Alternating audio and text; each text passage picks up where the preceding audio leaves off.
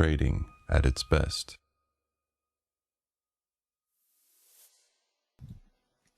For those of you that this is your first time into the webinar, I'm Mike Swanson with TradeWest Forex, and we've been doing these webinars every week about different topics. Today we will be talking about the correct way of trading with Fibonacci.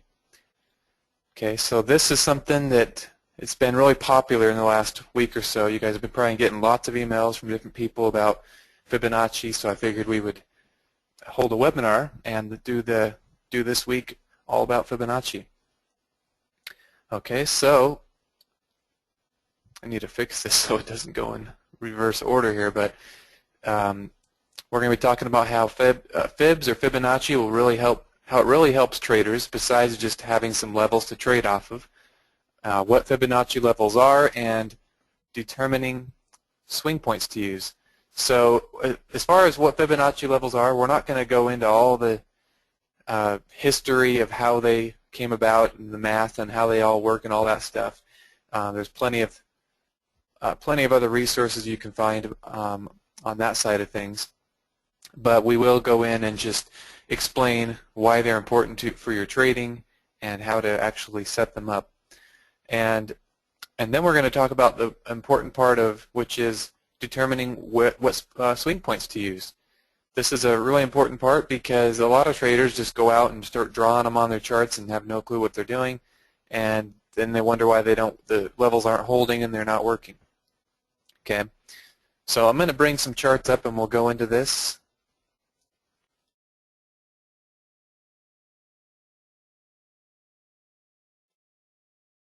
So give me just 1 minute here and we'll bring the charts.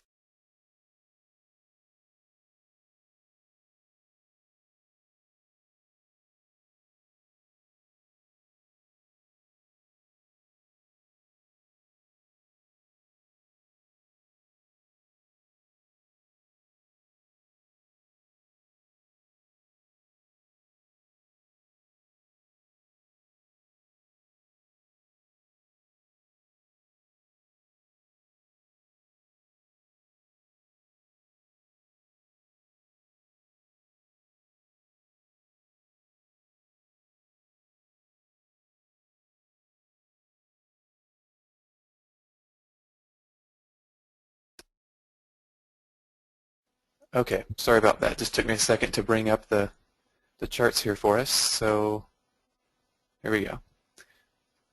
Okay, so well, let me tell you what Fibonacci levels are for those of you that are just brand new to all this.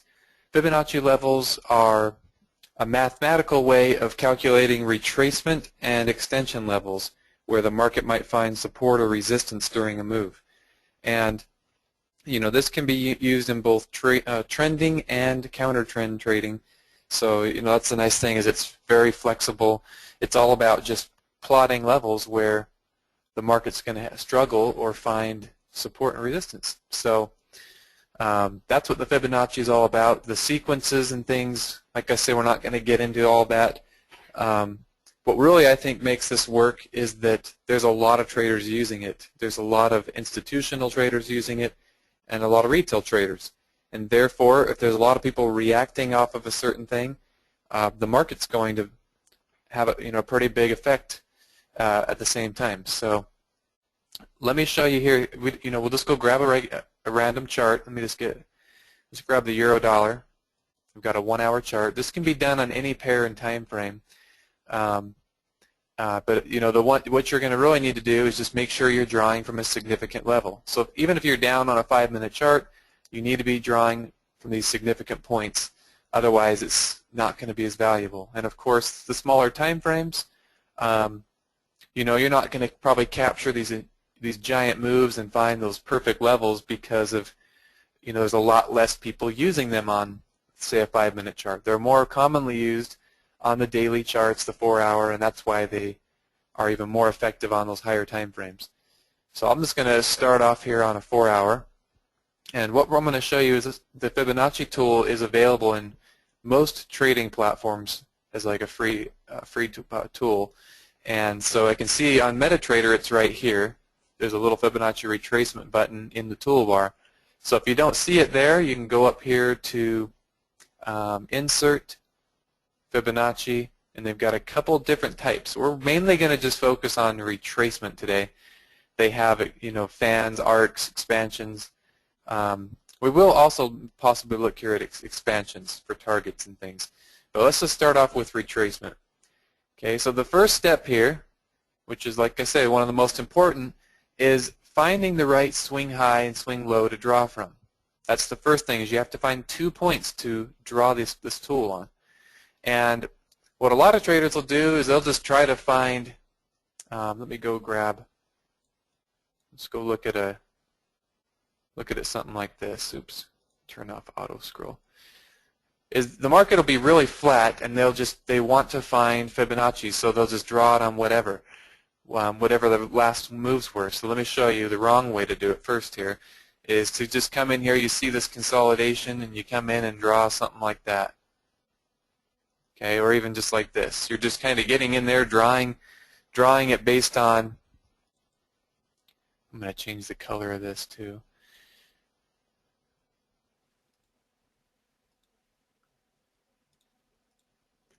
Okay, you don't want to just go in and find some high and low and draw the line or draw the Fibonacci tool on there and hope that these levels are going to work based on that.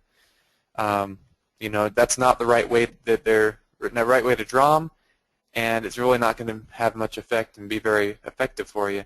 So let me show you the right way to do this first, is to find a significant swing low and swing high. And usually you want to see it, if you're looking for retracements, you want to look for a significant move on top of that. That's kind of how you spot these points. So one thing you can do is look and make sure that the low and high you're drawing from have at least 5 bars to the left and to the right of them that has a lower high for the high and higher lows for the low. Okay, so you can see, for example, if we were to draw on this point, it being a swing high, we want to check 5 to the left and 5 highs to the right. We want to make sure those are all lower than our swing high right here. And then for the lows, we want to do the same thing. If we're going to draw from this low over here, for example, we want to have 5 lows that are higher to the right and to the left. Make sense? Just a really basic rule to start off with here, but that's only one part of it, is making sure you've got an actual swing point. The second part is you want to have some significant price movement coming down from the left. So here obviously we have a pretty decent move. That's enough of a significant move to draw from. Whereas over here, if you only get a little bit of movement, say for example right here, a couple pips move up or a couple bars it moves up and then turns, this might not be a very good swing high to draw from, or even these swing lows. So hopefully you can see the difference here is we're seeing some trending, some significant movement to this swing low, and now this is a valid low to draw from. Okay, and then we see some retracement in the market, and then it heads back down. Okay, so let's see if let's try. This might not have been a good retracement place to draw from. Let's just give it a try though here, because the market was more of a. You might want to be looking at the extensions here too, but we'll look at that in a second. Let's first just look at the retracement, Fibonacci retracement tool.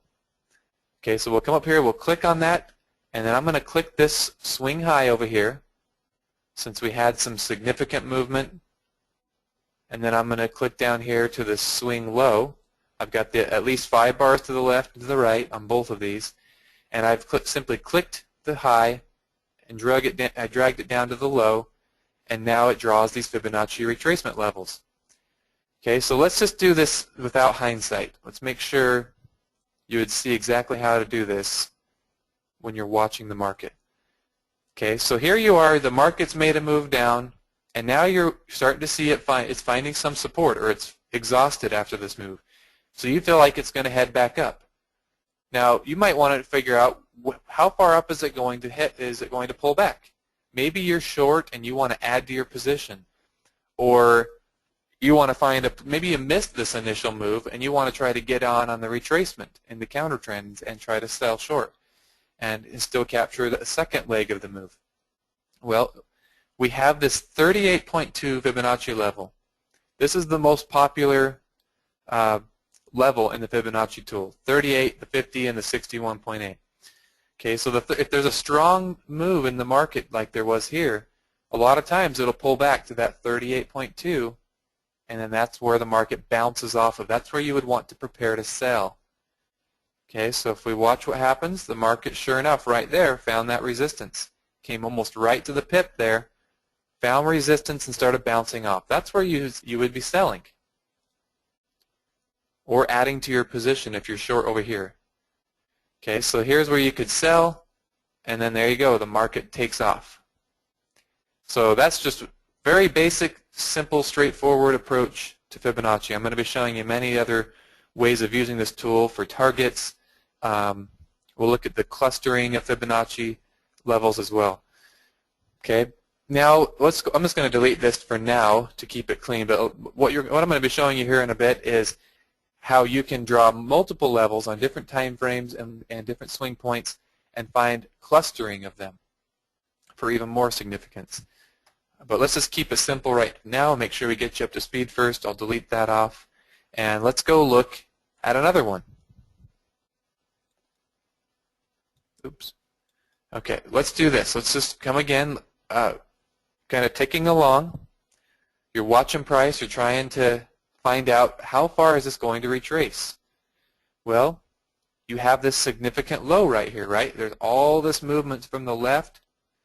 Good, strong movement from the left. There's at least 5 bars to the left. And now it's starting to head back up. You've got your 5 bars to the right. And then you've got, again, another significant movement up to the high, starting to pull back. So we can start to draw our Fibonacci now. So I'll start from the bottom, drag it up to the top. And now we would watch that 38.2. Market comes down to the 38.2. That's where you look to buy. And look at that. For a couple bars, the market found support and bounced off of that level. Okay, it sat there several times. I mean, it didn't go right to the pip in this case, but it clearly, with all that momentum that came up, when it pulls back, it's very likely when there's a lot of momentum like this, it's not going to land right to the pip. But that doesn't really matter to us. We just know that if you're trying to buy into this retracement, trying to find a place to buy, there's a couple places here that you could do that. You don't have to get every pip and try to be perfect. Right here would have been fine. Over here would have been fine. You went into a little bit of a drawdown, which isn't, a couple 20 or 30 pips is not much when you're on a 4-hour chart and these moves are 150 pips. Okay, so there was a couple places here. Do you see how the market found that support? It just sat there and bounced back and forth right off that 38 level and then made its way up. So the key here, again, is to not try to go in and draw this on every single little movement. If you're sitting here trying to go in and draw it like this, you can see that that didn't work. The market pulled all the way back up to the, let me flip this around actually.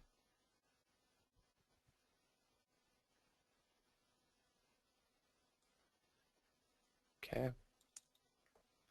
So the market pulled all the way up through the 61.8. So that kind of looks like it bounced off of 61 and came down, but this wasn't a very significant level. That's why it went through all the 38, 50, 61, and beyond. So that's the first thing you'll learn with these is you need to be paying close attention to where you're drawing them from. So I'll do a couple more examples, and then we'll look at the Fibonacci extensions and clustering. Okay, so here we go. The market was in that consolidation, but then it eventually picked up and started to trend up again. Well, now that we have this significant move, let's look for where the pullback can be if we missed this move to try to buy and get in. Okay, so we have the 5 bars to the left here. We have this significant move between the swing high and the swing low. It doesn't have to always be between. It can also be before, but in this case we had consolidation before. Okay, oops, got the wrong thing there. Okay, so I'm going to drag from my low up to my high, and there we have the market pulling back. Now we're wondering, okay, how far back is it going to go? Maybe you're already long, and you're worried about how if it's going to come back and break down again, or if it's going to pull back and bounce. Well, if it pulls back to this 38.2 and starts to head back up, that could give you confidence to stay in your trade or to add to the position. Okay, so here in this case, there was some momentum on that candle. It bounced down to the 38 and even made it right to the 50. But you can see it's clearly holding support here at these levels. Okay, and then it eventually made its way back up. Okay, so this one, in this case, you had a lot of momentum on that bar. I'm sure if we were to go look here, that's at 12. That is around news time, actually. So this is probably news. And again, news pretty much with any technical strategy, you've got to keep an eye out for that kind of thing. It doesn't matter if you're looking at Fibonacci or breakouts or a trend line, whatever your technical tool is. If news comes out, none of that's going to really matter. And as you can see in this bar by itself caused all that volatility, and even then, it still, however, it still ended up holding that 50, right around that 50 and 61, which it bounced off of later and made its way back up. Okay, but the 38 usually be very effective, especially when it's not news and momentum coming into the move like this. Okay, let's see. Let's try another one here. Okay, I can take and look at, if we can take and look at this move here, we had a pullback, so we formed this swing low down here and it headed back up, right? There's some significant movement. We're not just consolidating. We're actually seeing a decent move up of about 180 pips. So you've got the swing low that starts it all right here. There's always going to be a swing low that starts these moves. And we want to find the one that has, 5 bars to the left and the right. And then we can take and draw our tool. Now at first, we'd be drawing to some of these levels and it wouldn't be pulling back. But then eventually, you're drawing it right here, and sure enough, it pulls about a pip or two away from the 38, and then maybe even all the way to right here, you're drawing it. Okay, and let's just keep moving along. Okay, so right there, the market's starting to pull back. So sure, it did it right here. It pulled back, and that you could have bought right there on that little move. But as it keeps progressing, you can keep doing this. It keeps moving up in this trend, and now you're getting another pullback, but see, that one didn't make it. So you just move it up. The trend's just really strong. There's not a significant pullback yet. You're looking for that significant pullback to that 38 where you would be able to buy or add to your position. Okay, right there it does it. Got to go a little bit higher on that. Oops. Okay, right there, we pull back to that 38. Market pulls back to the 38, and sure enough, bounces off that level and heads up. Then it tests one more time, comes down to the 38, almost to the 50, heads up again, gets even more momentum this time, and takes off. Hal says he's confused by the 5-bar rule. Yeah, I'm kind of using it, I guess I'm not getting into extreme detail, and I'm just used to seeing it. So let me make sure I explain this here. What we're looking for is when we find a swing low, for example, right here, all we're doing is after the markets came down and went back up, formed that little V shape in the market, we want to make sure that the point we go to draw our Fibonacci tool on has at least 5 bars to the left and to the right. Now the second point, you can't have 5 bars to the right because you're drawing to it, right? We're over here, we're right here. We don't know what's going to happen to the right. So we just want to make sure we have 5 to the left on that one. So the first one, we want 5 to the left and the right. The second one, we just need 5 to the left. And then we want to, we're starting to see it pull back, or start to pull down towards that level. Okay, so I'll draw it again here. There's our first point. There's your second one. And you've got the 5 to the left and to the right. You've got the significant movement before the retracement. and then it comes down to that 38 and bounces up. Okay, is it 5 higher lows or higher highs? Whenever we're drawing on a low, it's the lows. So 5 higher lows. If we're drawing on the high, it's 5 lower highs. There's actually little tools out there that you can draw these for you, but like the fractal, I think the fractal is only based on 3 or 4 though. Let me see if the custom one. Yeah, the one in MetaTrader, they have a fractals indicator, but I think you can't change this. I think it's based on 3 or 4 bars, so we can't really use it. But you might be able to use like the zigzag. I think the best thing though is just, if you have some questions still, let me know. But it's best just to learn it and get familiar with just kind of seeing these points like I do. It's easy to visualize them and be able to tell what's a significant low and high.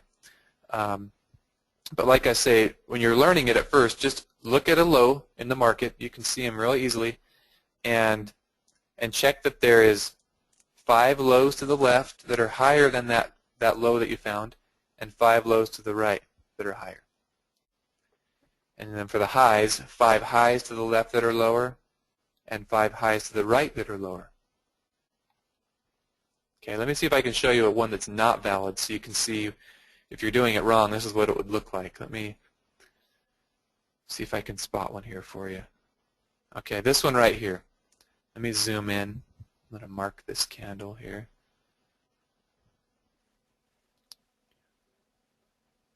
Okay.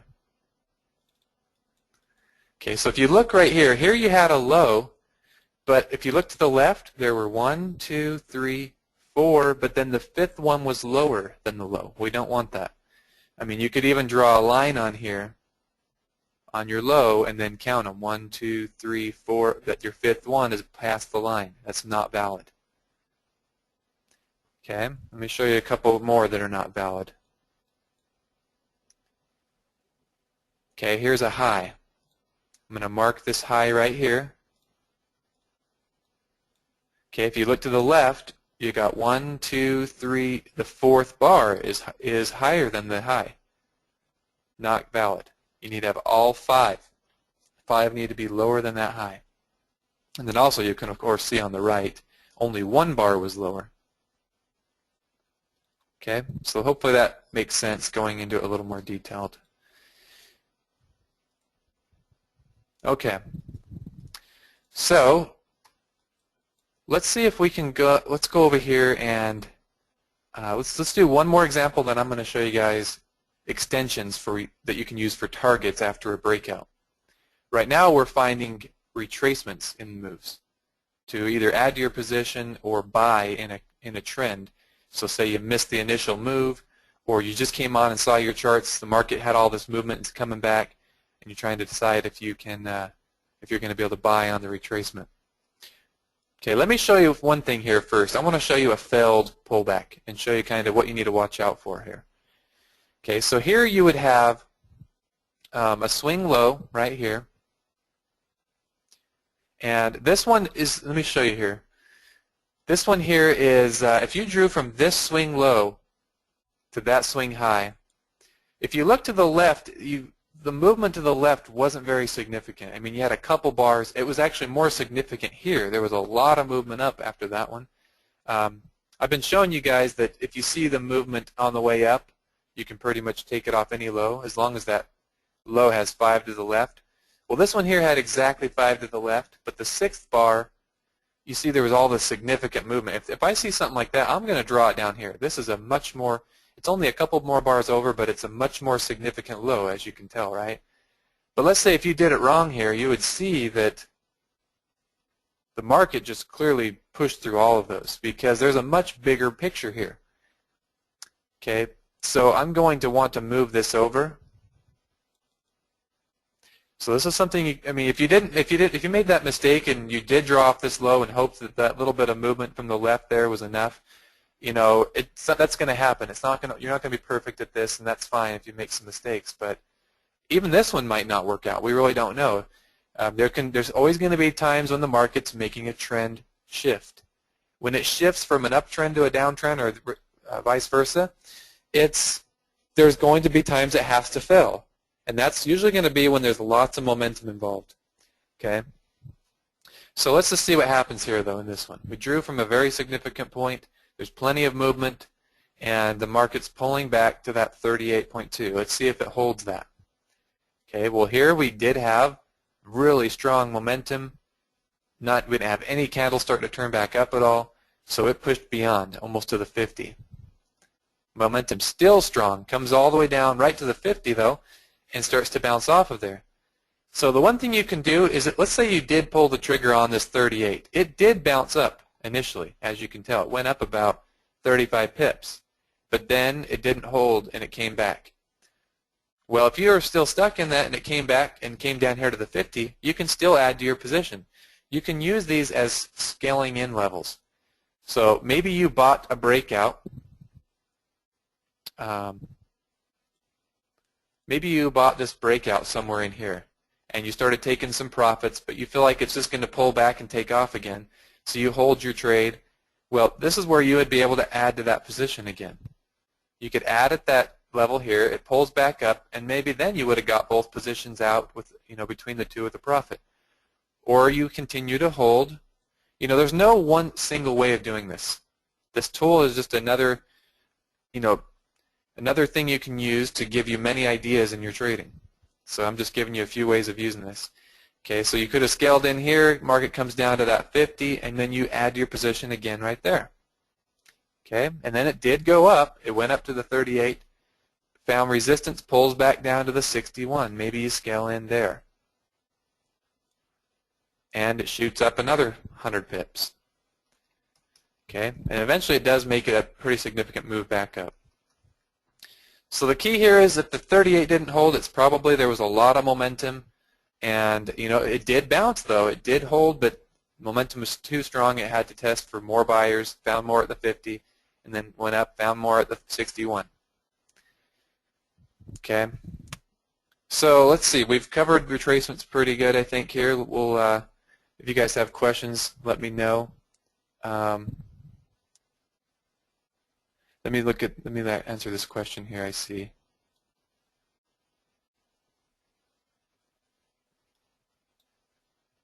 Let's see here.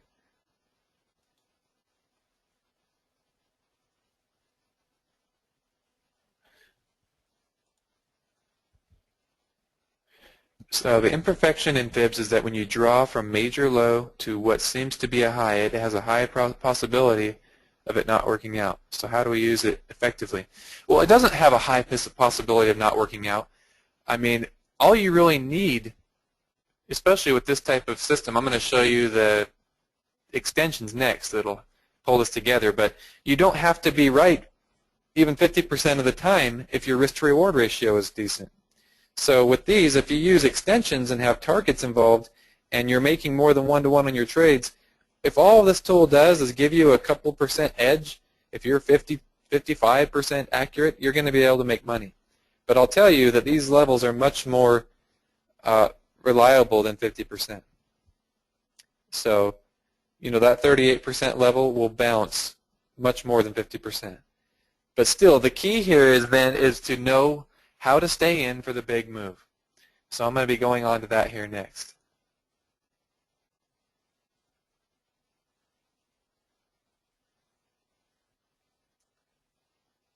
Yeah, so I see what some of you are saying is everything works sometimes. Nothing always works. That's what Hal's saying, and that's right. It's the thing is you want to try to use tools that work the majority of the time, right? That work as much as possible, or that can keep you in for a big move. And that's what the Fibonacci is all about, not trying to be a perfect system that every single time it comes down or 99% of the time it comes down, it bounces off.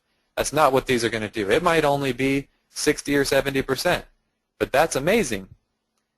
Okay, you don't have, with something like this where if you can get in, it pulls down and you can keep your stops tight and ride it up for a big move, you're going to do extremely well even at 60 or 70% accuracy.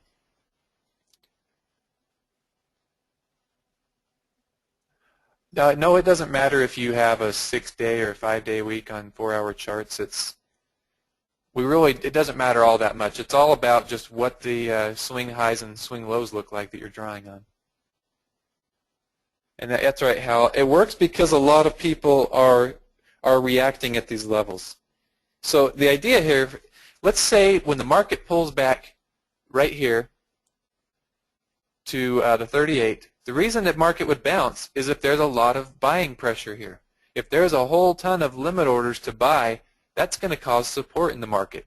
If you guys remember in the past session, the market sentiment, I showed you guys those charts where you could see real support and resistance in the market.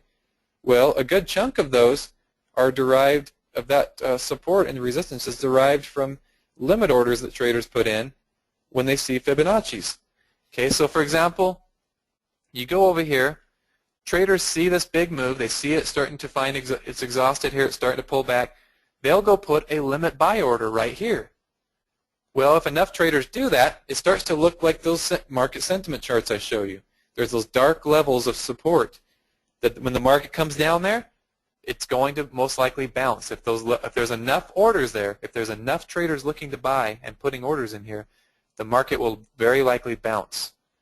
And so, you know, if it comes down here, it bounces and doesn't go very far, then it wasn't very strong.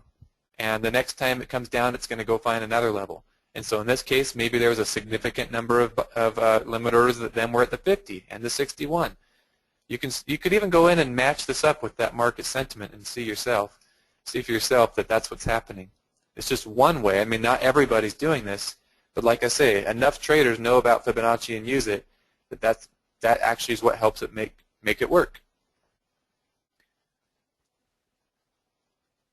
And Edgar says, Fibonacci is also one of the few non-lagging tools. Yeah, that's also really important. Glad you pointed that out. This is not something calculated off the past couple, the past movement in the market from some moving average that's lagging. It's all based on, in real time, it's not going to be moving. You see it ahead of time. It's actually the opposite of lagging, right? I mean, you know ahead of time where you're going to be taking action, many bars before it even gets there. Okay, so let's move on now to the extension part. And this part I think is sometimes even more valuable than the retracements, because what I think most traders have a bigger problem with is getting that risk to reward ratio up and riding those moves as long as possible. And the reason that's important is because most of you aren't going to win 60 or 70, 80, and 90% of your trades. Yet that's kind of what you have to do if you guys are out there risking 50 or 100 pips and you're only making 5 or 10 or 20 pips on a trade, right? Then you do have to be accurate. You have to win most of your trades. Well, if you get this right, there's traders out there that are winning 30% of the time and making money. Okay, the way they're able to do that is they keep their stops tight, or they just make sure that they are making much more on the profit side than they are risking. So they might only risk 20 or 30 pips, but they will capture 100 or 200 pips on a trade. Or they might risk 100, which is fine, but they're going to make 3 or 4, 2, 3, 400 pips on a trade. Maybe not always that significant. It might, not that big of a difference. It might be only 1-to-1. They might risk 100, but they're going to make sure they get at least 100 pips profit. See, if you can have that mentality, you'll do a lot better. That's what we try to do with Momentix. If you've seen our Momentix program, we actually try to hit targets that are going to give us, 1-to-1 or better. Let me just show you real quick on Momentix. Here is 1-to-2, 1-to-2. We're in here with a small stop trying to capture these big, significant moves in the market. And that's what's going to make it so we don't care if we don't win all of our trades or we go through some losing streaks, because we know that when we start to win again, it's only going to take 1 or 2 winners to get back a string of losses instead of the other way around. I think most traders, what they have is they sit there and do really well one week, but then the next week starts up and they give it all back in a few trades. That shouldn't be happening.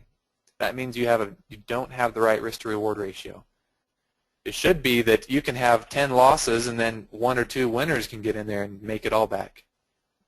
That kind of trading is much less stressful when you're not giving everything back and then just fighting to get back those your profits after a few losses. Yeah, we'll go over some more examples, Ed. And first, I want to show you retracement, and then we're going to put, extensions, and then we're going to put it all together. Okay, so the next tool we have in here is this expansion. So it's extensions or expansions. And you can also use the retracement levels to do this, but if you use the expansion tool, let me make sure we've got this configured right. Get the right color in here for us. Okay, you can see it's got these Fibonacci extension or expansion levels already configured, but it's only showing the 618, the 100%. There's other levels we might want to add in here, but let me just see here. I think if you use the retracement tool, you can get them as well. Let me make sure mine's configured for that. It's still only going 61 to 261.8. Well, let's just keep it simple. I'm not going to use the expansion. I'm going to keep everything in the retracements. You just need to make sure if you're going to use the retracement tool, double-click on it in here, and you're going to need to add some levels. So you'll see you have the 236, the 38, the 5, 61.8. Well, then after that, you got the 1 point, you got the 100. I'm going to go add the rest of these in here. So I'm going to add a 1.236, which is the 123.6. Oops. Okay, I'm just adding basically what you see up here, 236, but I'm putting a 1 in front of it. So I'm going to add the 1.382.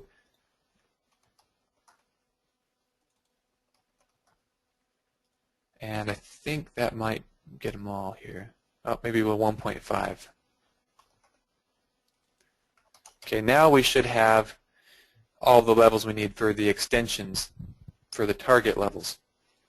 Okay, so now what you'll see is when you draw these retracements that we were seeing before, you've got your 38.2, your 50, your 61, but then you'll have, after the 100 level, you have 123, 138, 150. You have these additional levels past what will be your swing high or swing low.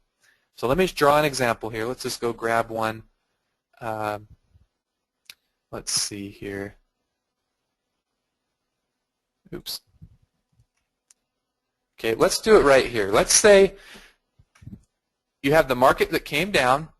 Now, maybe you were watching it for a 38 retracement, but it was significant and it took off. So now you're thinking that maybe it's going to resume this major trend over here, right? You've got this big uptrend. It pulled back. Now it's starting to take off again. So maybe now it's on its way to go back up again. So you want to say, okay, maybe you buy the retracement. So let's get the retracement drawn in here. We'll draw it. We've got a significant low here. We've got our movement to the left. We've got our 5 bars to the left and to the right. So we're going to draw. Oops, we need to do this the other way too here. We need to make sure we draw from our high back.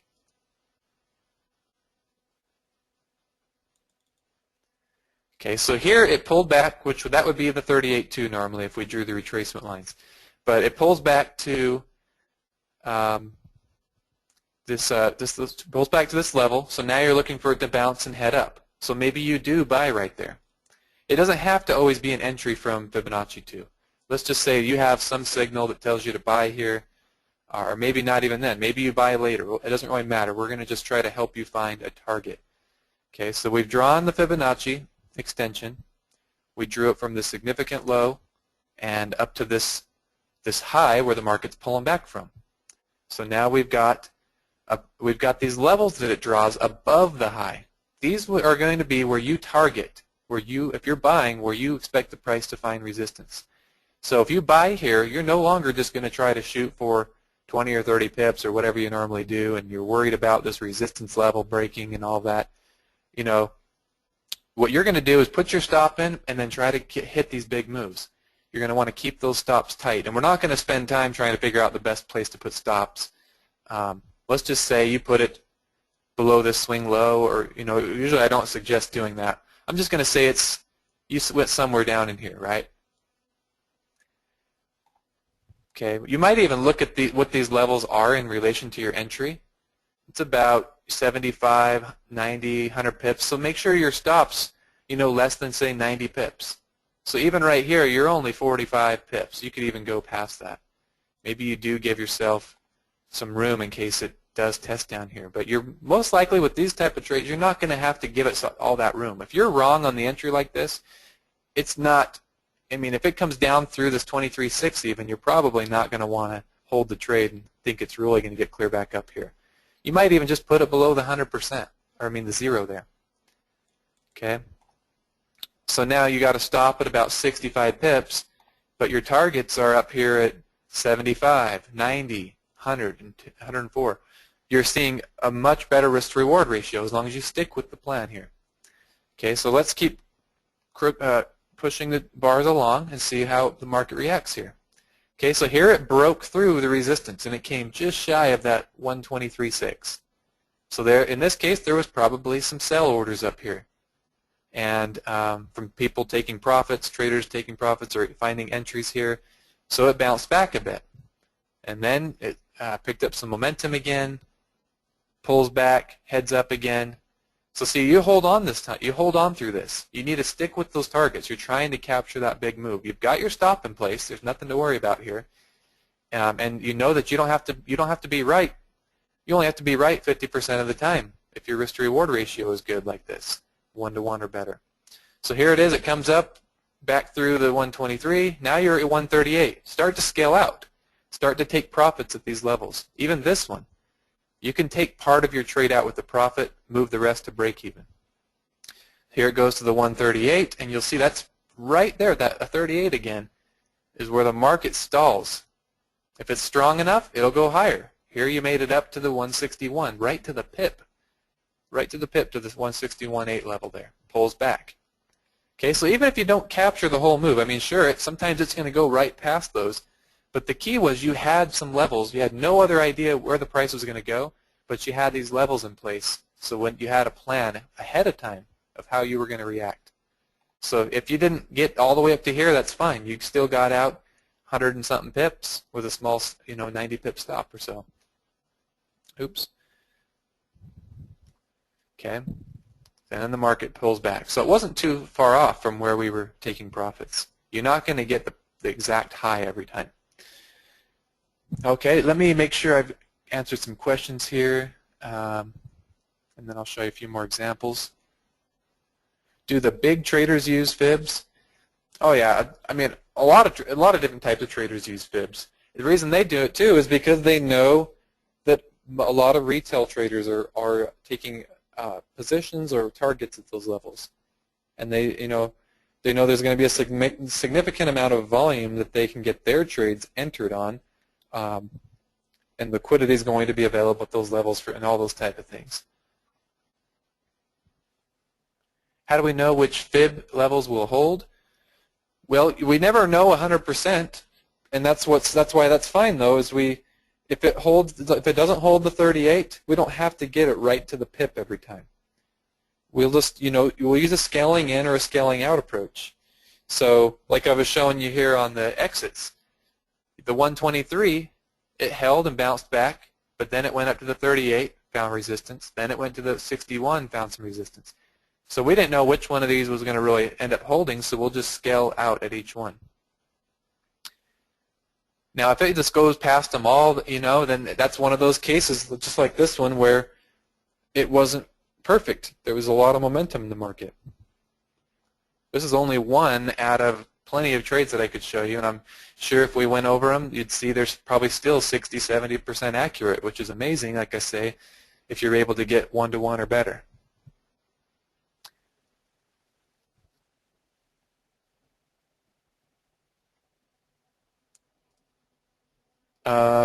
I would say that the fibs probably are going to work better. If you're on day trading charts, it's going to work better in the London session where there's more action. Most of the time in the Tokyo on these types of pairs like the euro dollar, it's going to be this flat time, and you're not going to be able to draw them anyway. But if you're on the 4-hour and daily charts, you're not really paying a lot of attention to the sessions, since especially on a daily. One bar covers the whole session. So Sure, you could use Fibonacci on the Momentix box. You know, it's another tool that can give you confirmation or additional areas you might find resistance. You know, Momentix is not designed on Fibonacci at all. So, you know, that's where you could go in and use it combined with our targets and find that maybe our target is just a little bit too far and Fibonacci is closer, so maybe use the Fibonacci.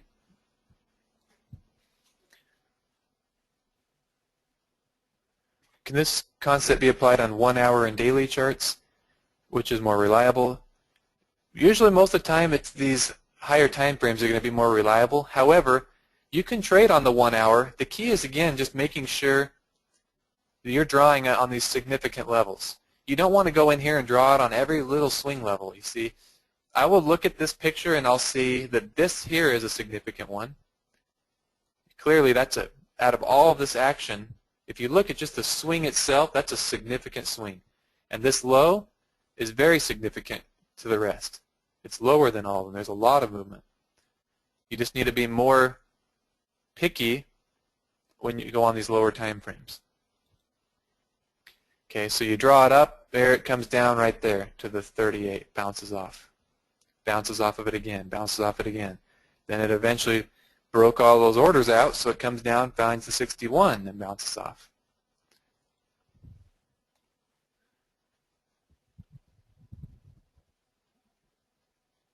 Have you found anything in technical analysis that truly provides an edge for the retail trader? Well, I think the problem is a lot of you are still looking for something that's just over the top perfect, you know, where it works every single time. Or you're looking for something that works 60, 70, 80% of the time, but consistently non-stop, where that doesn't exist either. What I'm talking about is there's going to be weeks that you get in here and it's 40% accurate. It's losing. And that's going to happen. There's going to be other days and weeks that it's 70 or 80% accurate. There's really nothing out there that every single day you can count on it to be 70, 80, whatever percent accurate. It's going to go through cycles. Since the market goes through different cycles, so will your trading tools as far as their win rates. So I would say all this stuff really has an edge for a trader. It's just the thing that most traders do is they don't properly apply it, or they don't stick with it long enough. And then again, like I say, part of not applying it right is like I'm talking about with these targets, is sticking in the move, sticking with it, and actually holding the trade through those levels until it hits the targets, instead of getting gunshot, you know, or getting nervous and pulling the trigger too soon. You know, for example, let's just do this real quick. Let me zoom in on this chart and show you an example of what most traders are doing here. Okay, a lot of traders are buying breakouts, for example. Here the market was finding a resistance level, it broke out right here.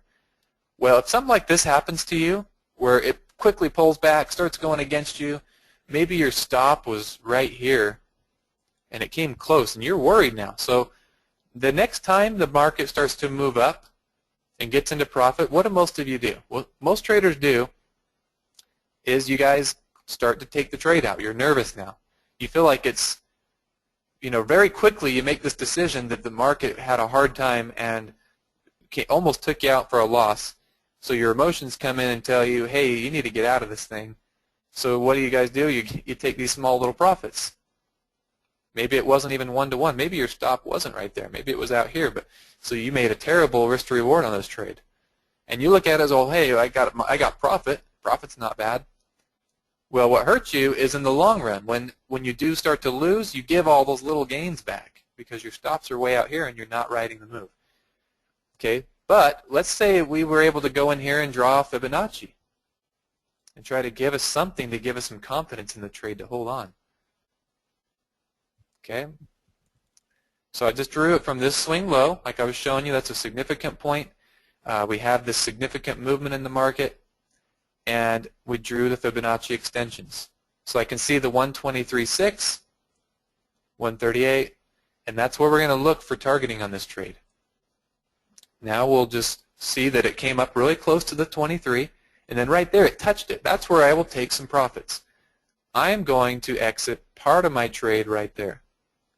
Scaling out, I think, is very helpful for new traders or just any trader that's struggling to achieve these bigger moves out of the market and capture them, is because you don't always have to be perfect every time. If I'm not right here, that's fine. I'm still in the trade. I can move my stop to break even, or just at least tighten my stop, and then hope that it's hope to see it go up to the next target. But if not, at least I made some profit here, and I'll take the rest out at break even, or a smaller stop, like I say. So I've got some profits out here. Now I'll see what happens on the next bar. Oops. Well, this bar just took off. And sometimes that'll happen. There's tons of momentum. Maybe it was news on that one. But either way, I'm going to be scaling out here, and maybe not. Maybe that thing took off so fast that I'm going to hold on and watch it. Watch how it reacts. I mean, if it was moving really fast, I'm going to hold on through all of that. But either way, you should have been able to scale out at each of these levels, and that's what's going to give you those profits that you need to survive with these systems. I mean, like I say, there's no system out there that's going to be right all the time, and so you need to try to make up for it by by capturing as much as you can in these moves, so that when you do lose, you're not giving it all back. You actually just have a small little dent in your profits instead of wiping it all out. Okay, so let me answer a few more questions here. So someone was asking if Momentix uses fibs. Just like I said earlier, it does not use fibs. It's a completely different approach. But like I said, you can use fibs with it.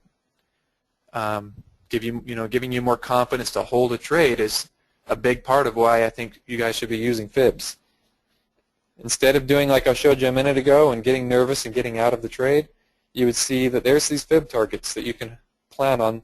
The market has a very good chance of reaching them, and that gives you the ability to hopefully stay in the trade and get that risk-to-reward ratio that you need.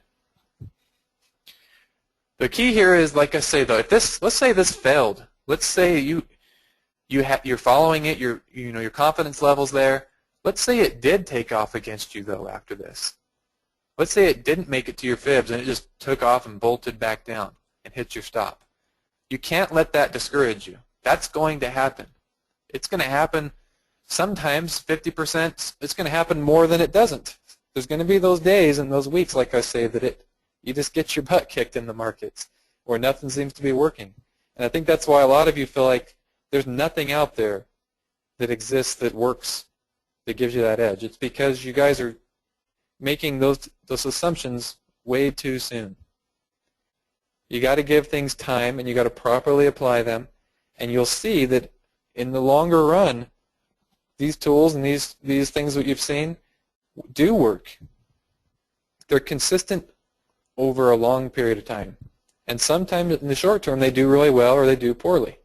It's all about sticking with them and giving it a chance, because I know that different testing, and if you just spend some time going over the charts, you'll see that that these things do work enough to make you profitable with them. You don't have to have something perfect is the key. I think I've stressed that point in many of our different webinars about just longevity, sticking with something and realizing that what your equity curves are going to look like. It's not going to be this straight up perfect thing. A lot of you are looking for your track record to look something like that, or maybe a couple little bumps in the road. But if you could really do that, I mean, it just doesn't exist. The thing is, if you could do something like that, you'd want to go just get a giant loan and trade aggressively as you possibly can if you knew you could do that. It just doesn't exist. So there's always risk involved. There's drawdowns. Your equity curve is going to have these bumps. It's going to go like this before it takes off again. Let me just pull this back. You guys get the idea, but you're going to have these retracements, and it's not even going to look like that. You're going to have all kinds of bumps in the road along the way, and if you stick with it, and at the end of the day, like I'm showing you, at the end of that trend is profits. Okay. How do you add extension going down on the fib retracement indicator? Well, let's do that. Let's do an example for that. Okay.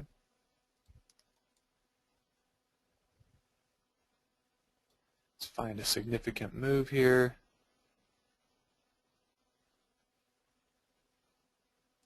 Okay, here's a pretty wild move, but it's significant on these the swing high and low. So the idea is you will take and draw. If you start to draw it wrong, you can flip it, but when you're drawing it, when you're trying to look for a move down towards targets, you will draw it from the low to the high, and that will make it so you'll see these retracement levels, but then if it goes beyond them, so let's say you were initially thinking it was going to hold here and go up, but it fails and goes the other way. Well, now you can, when you go to sell later, you'll have these extensions, these target zones that come up. So that's how you do it on the lows, on the way down. Is you start from the low to the high, or from the first low, from the left to the right. Okay, and now if we watch what happens, the market, when it comes down here and breaks out is when you're starting to use these levels. So it comes down, breaks out initially there, continues to hold that 100%, and then let's see if it makes it lower. This one might not have broke out lower. But anyways, you get the idea. That one, that support level ended up being very strong. So the 100% level in this case is where the market stayed and bounced around. But that's how you draw them on the low side, on the way down.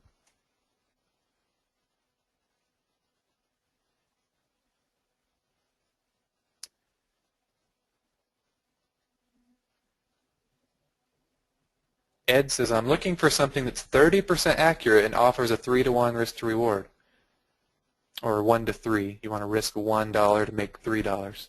So yeah, well, that's possible. It just takes discipline, though, I think. I think a lot of this stuff can do that, but you have to discipline yourself to stick with the trends, stick with the move, and ride it all the way through.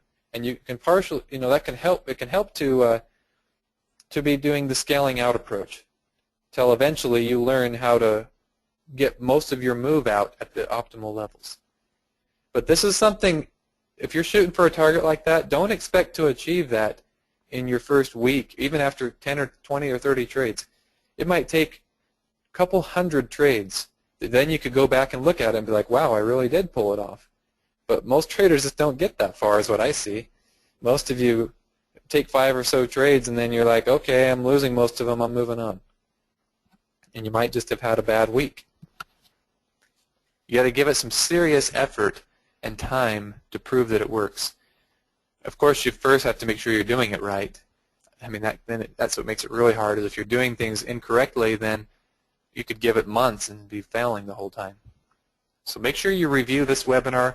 We've also been sending out emails about, there's Fibonacci Mastery by Tony Hansen. You can see the link on the blog there too, we put it in there, but she has a full course on this stuff, and she's got a few free videos you can go on their site and watch, and has just gone into even more detail than what I've done here.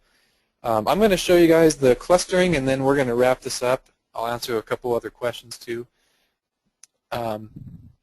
But I think we've pretty much answered most of them. Okay, so that's how the extension is drawn, though. The extension is drawn the same way the retracement is drawn. You just draw it from the low up to the high.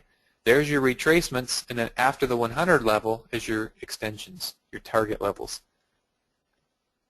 And then the same thing the other way around. Let's say the market would have broke up. We would have had the lines on the way up if you just do it the other way.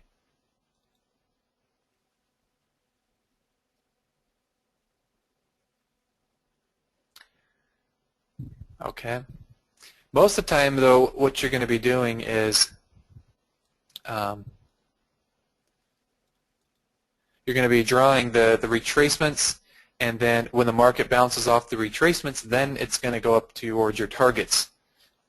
So, here you would have, if I were to change the color or something here, we could do that, but you'll see that it's showing them backwards here because I'm using these as extensions. But, I would draw this way first, and that's going to give me those levels. Now the thing is, they're going to be the same thing. It's just the number is going to be different. As you can see here, it's the 38 when I draw it this way. from the high to the low. But if I flip this around, it's going to draw it as the 61. And that's what's going to give me those extensions, but even though the numbers are wrong, this is still really a 38 level. It's still the same percentage. Hopefully that doesn't confuse you guys. But okay. Well, let's show you the clustering. I'm going to explain what that all is, but the idea is pretty much explains itself. The idea is to draw multiple levels, and you'll start to see the you'll see a little cluster or a bunch of the levels that land in the same area, which means there's a much more significance to that because there's more and more traders looking at those different levels. So the more of them that line in the same place, the better. So let me show you. If I drew this one, now I might go over here and draw another one later, right? I might need to extend this out too. Just making sure it lines up over here. But so I've got all these levels now, but I might also go, I'm going to flip this around now so we do see it, the numbers correctly, just to keep it easy for us. So if we're looking at retracement clusters, we'll draw our retracement lines, and then we will, in the future, or on another time frame, maybe even the past, depends on where we're going, where we're at in the market. Let's say we're right, let's see, let's try this. Just want to give you guys a clear example for this.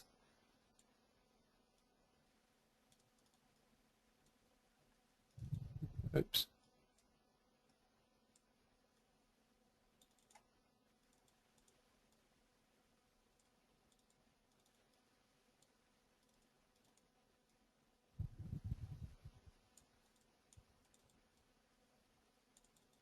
Okay.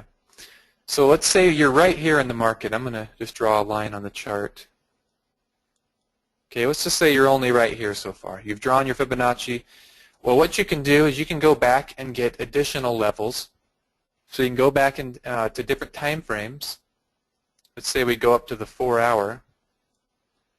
Okay, and we can draw these bigger, more significant Fibonaccis. So let's draw it from, let's draw this one here. Really big move up from a significant low all the way up to that top. And now what I'm going to do is I'm going to make this one either a different color or more bold so I know it's from a different time frame. And let's see. Let's see if we can get one more. Maybe I'll go up to my daily chart.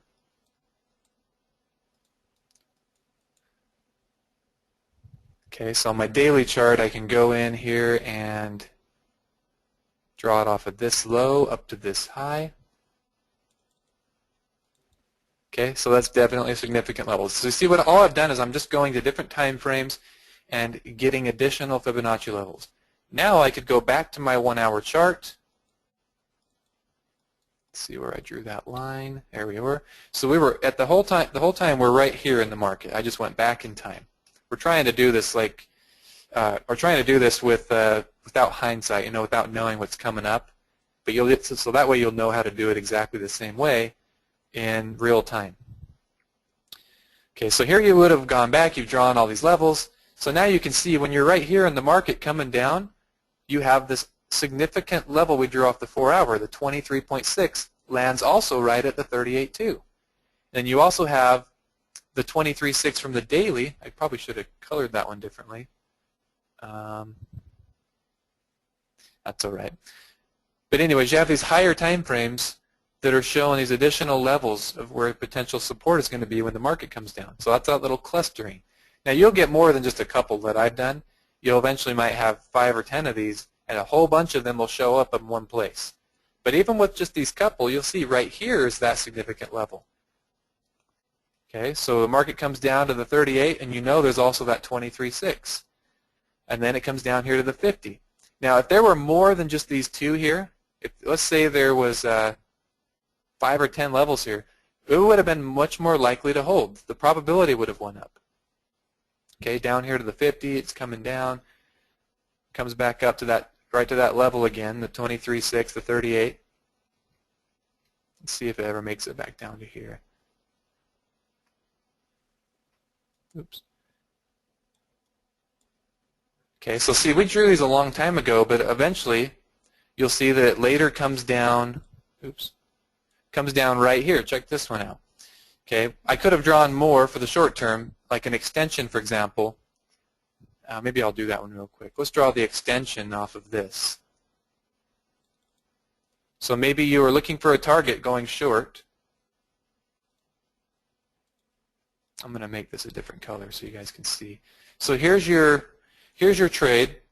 You're going to go short. Let's say you decide to sell.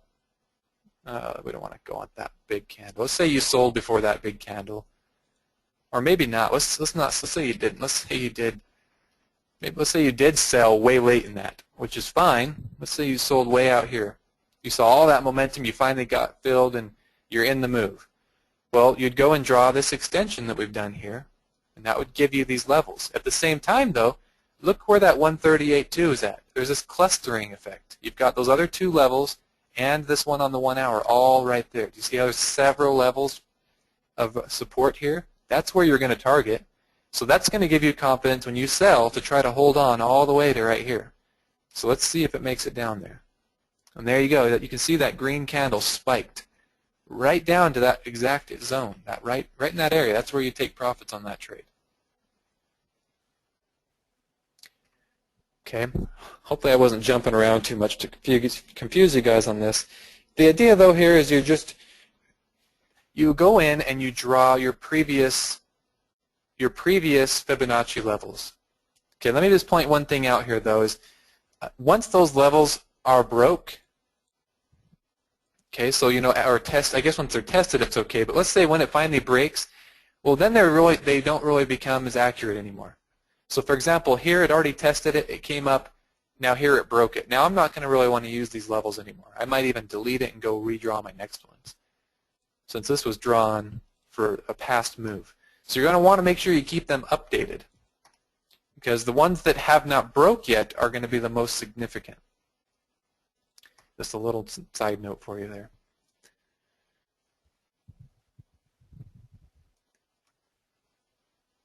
Okay. Let's back up here. Let's do one more example. Make sure it's very clear of an entire trade setup with this approach. Okay. And then I'll answer a few questions, and we'll get ready to wrap this webinar up.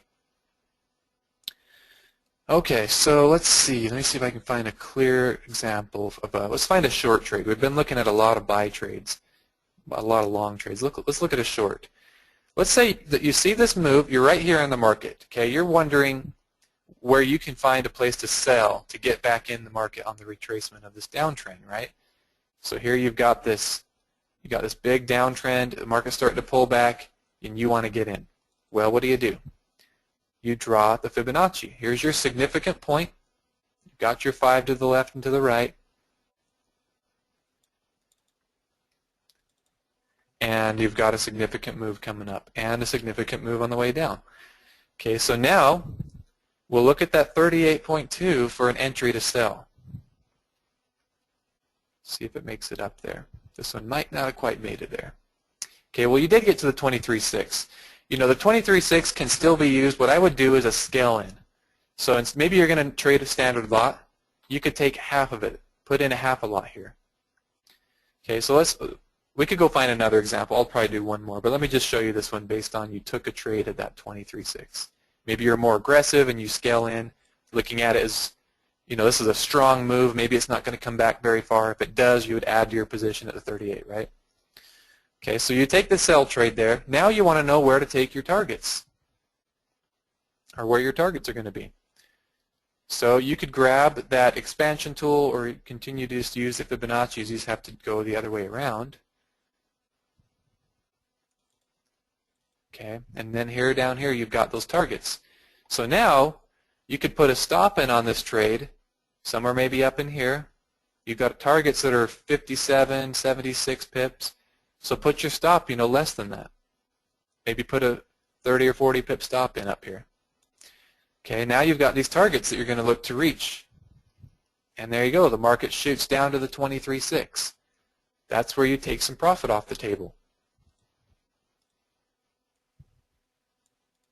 Okay, so you take some profits off there. Comes down just shy of the 138.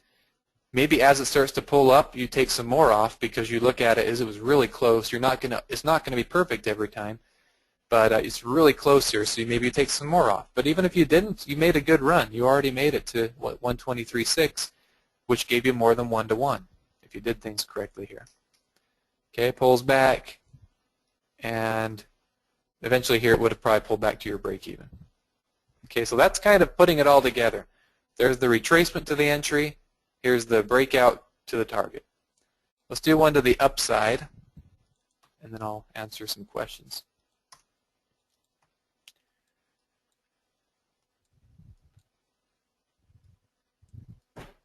Okay. Just trying to find a clear example. There's going to be plenty of these on the charts, but I want to make sure we're looking at ones that just make sense, that are really just textbook. I mean, some of those weren't, I guess. I have shown you the 120 or the 23.6. Kind of, there's going to be those different situations, and I've showed you some ways to work with it. But let's see if we can find one that's just follows the rules for us here.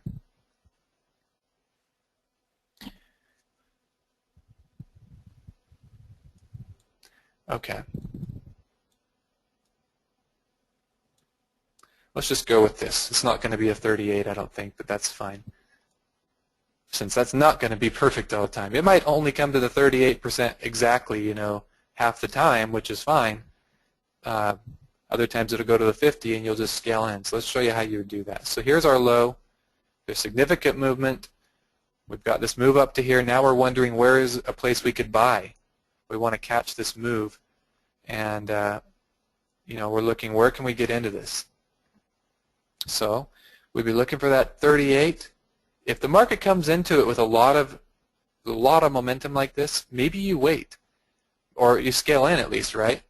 You take part of your trade here. So half your trade or portion of your trade goes in. Or you wait and see how it reacts. Wait for the bounce a little bit. It's okay to not be perfect on that entry, right? Wait for it to go up a little. In this case, it went all the way down to the 50.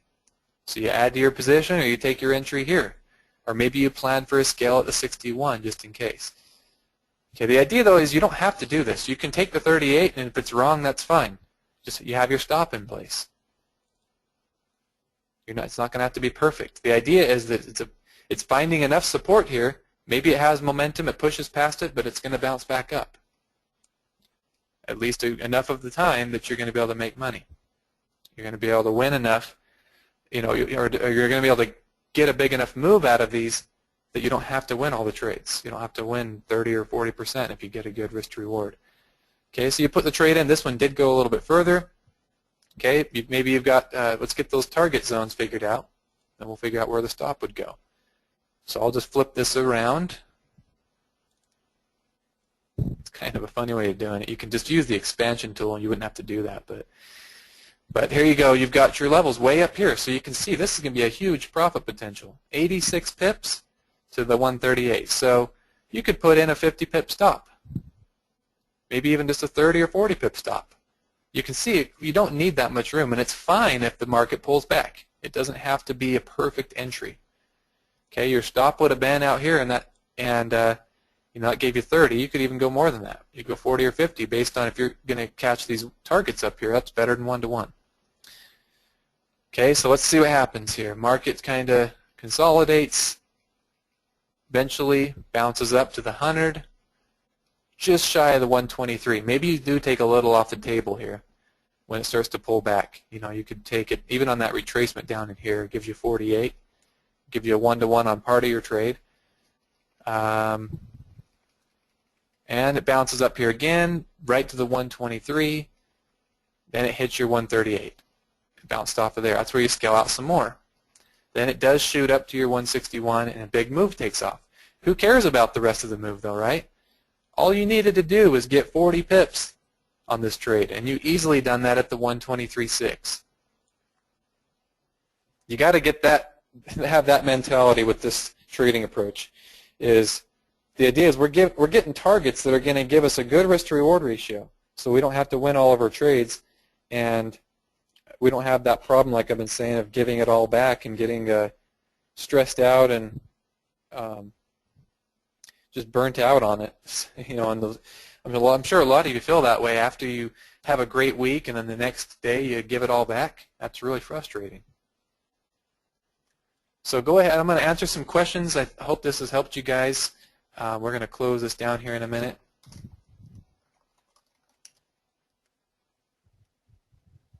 What leverage do you like to use for this strategy?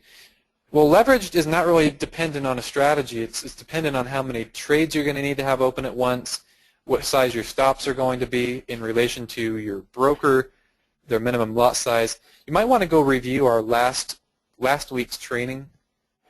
Weekly training was on brokers and leverage and that kind of thing, and we do get into kind of how you know what your leverage needs to be. So maybe you review that webinar.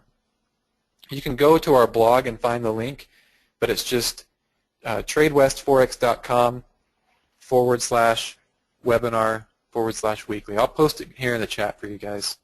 This is also where we're going to post the replay for today's webinar.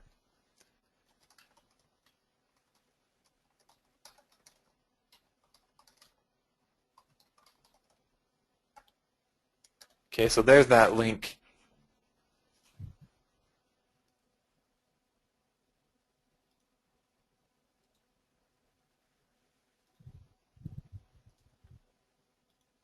Let me just show you. We've actually changed the format a little bit on this page. When you go to that link, you'll see now that you can click the just click the button to watch last week's session, and that'll change to today's after we get the recording up. And then we show you can see this is the best Forex broker. That was what last week was all about. We've got the blog post here, and then you can register for webinars if you're not already here. But this is how you go to the past session. Okay.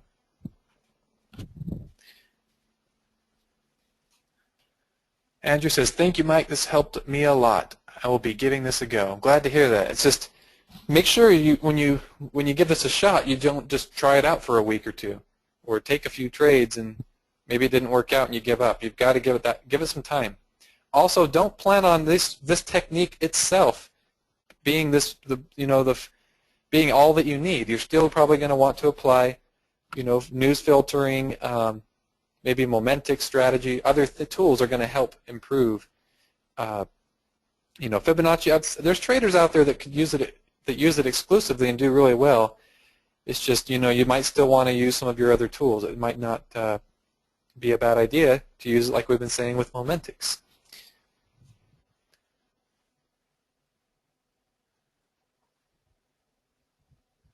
Which pairs to trade? That's something you can decide. It works really on any pairs and time frames, but what you're going to find is the ones that works better on are the pairs that trend and break out well, right? Which might be pairs like the pound-yen, pound-dollar. Most of the majors have done a pretty good job breaking out and giving trends.